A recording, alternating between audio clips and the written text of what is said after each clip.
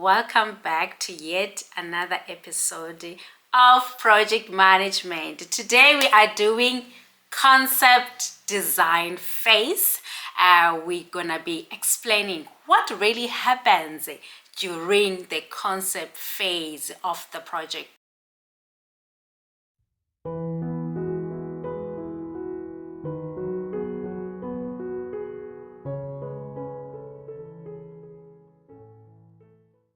Hi guys, welcome to my YouTube channel. If you are new here, my name is Tsebisa and I do educational and lifestyle content. To all my returning corporate ladies and gentlemen, welcome back to yet another episode of Project Management. Today we are doing concept design phase. We're gonna be explaining what really happens during the concept phase of the project. Concept phase is the second phase of the project life cycle. So during the project concept phase, we have two deliverables that we need to do. The first one is develop a design alternative, right? Develop design alternatives so that we get to choose which one is best suitable. The second deliverable that we do during the concept phase, we select the single design, which means we select the single solution from those two that we had to do. For example, when you have to build the houses, you will have different designs that you need to explore.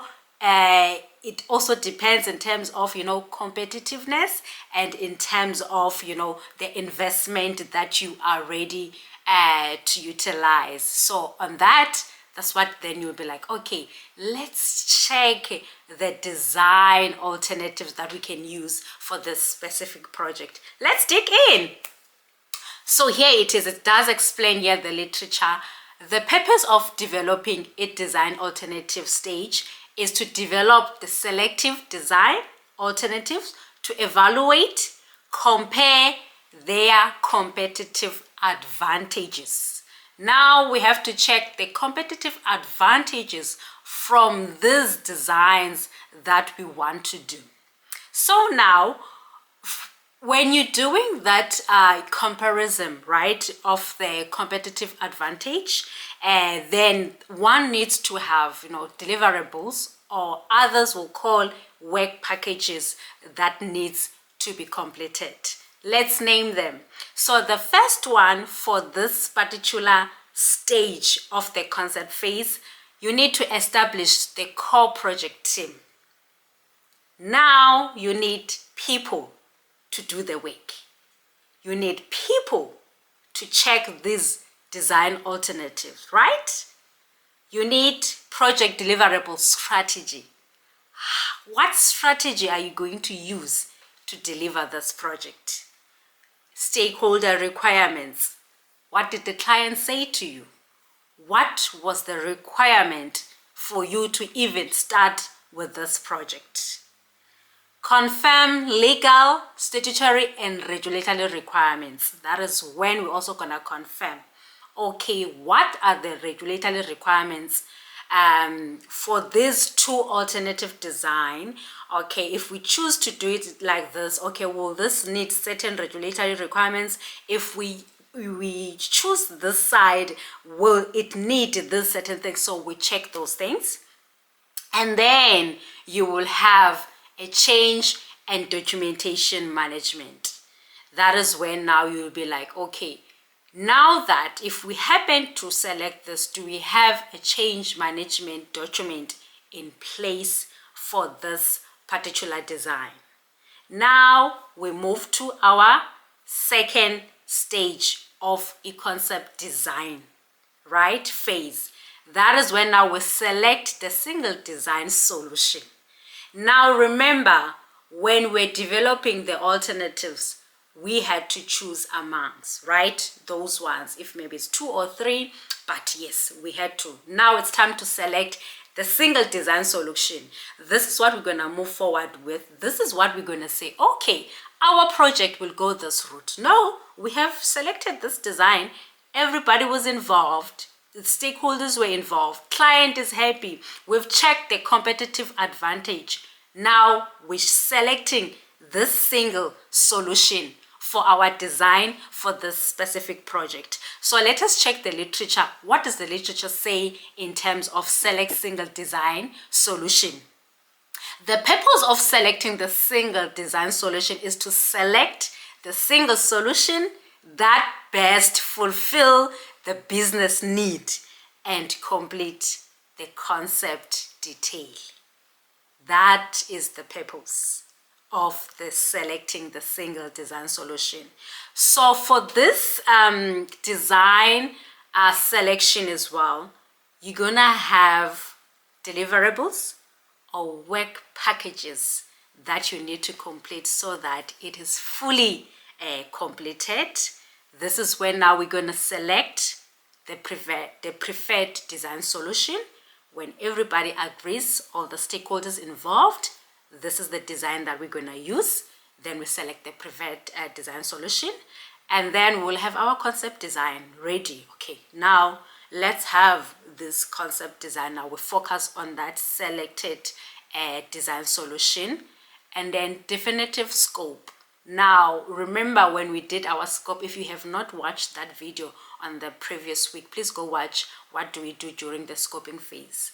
Now it's a definitive scope. Now we can go into detail because we know exactly the preferred solution for this project. And then that's when we're also going to do environmental assessment report, because we have our concept design.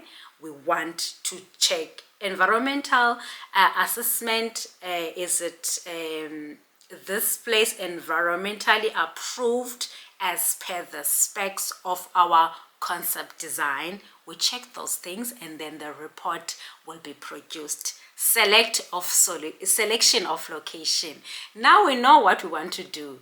Now select the selection, the location. All right, this is where we're gonna build our house. Or no, man, let it face the north, because you know in winter the sun must face the lounge where people are gonna sit during the day.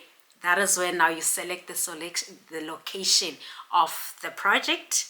Basic design, we have identify equipment and material. Now we know, okay, this is what we are building. Now we have to identify the equipment and material. If you're building, for example, I will talk about my background. When you're building a substation or you're building a certain feeder, now you will know how many breakers you're going to need, how many VTs are you going to require, what are the plinths that you're going to need. This is when now, because I have the solution of my design. Now equipment and material selection, and then you also now we have to create a work breakdown structure, WBS. Okay, this is what we're gonna be doing. Work breakdown structure line by line.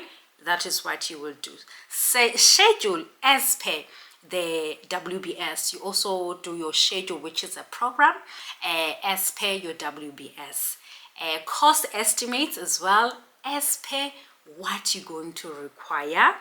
Then you're gonna do risk analysis and quantification. Now that's when you're gonna draw out your risk register as to, okay, now I have this single solution. What are the risks that I need to be aware of? What are the things that I need to quantify so that I can be able to mitigate? And then we also have stakeholder management and communication.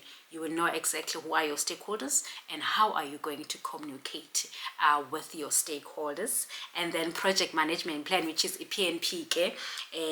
How are you going to execute this project, which is your project management plan. Abanye, they will say it's project execution plan. Yes. And then environmental assessment approval, you will receive it here on this phase, so that going to a detailed design phase, which is the follow after this video, you will know exactly what environmental approval do you need. and then prepare and submit for detailed design release. Okay, so whenever you're finishing the phase of the project, you need to go to the stage gate where you will be approved by authorities, but the committee that has been selected to verify and check everything for that specific phase before you can move to the next phase of the project. Even when we're coming out of the scoping phase of the project, before your concept design phase, you will have to go through the stage gate to be checked as if like everything is as per what is required for that phase before you can move forward. They don't just move while they're not checked if they really manage to complete what is required, so that when you move to the next phase of the project, everything is completed. So that is what you will do during the concept phase of the project. I will see you next time. Stay blessed and God bless you. Goodbye.